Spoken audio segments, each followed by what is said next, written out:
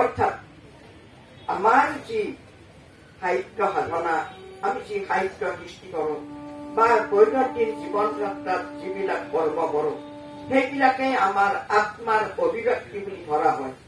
আৰু এই আত্মাৰ অভিব্যক্তি আমি কেতিয়াও পৰম আত্মা বিষ্ণু পৰম ব্ৰহ্ম তেওঁৰ যিটো আংশিক অংশ আমাৰ প্ৰতিগৰাকী মানৱৰ হৃদয়ত সেই আত্মা স্থিতি হৈ আছে।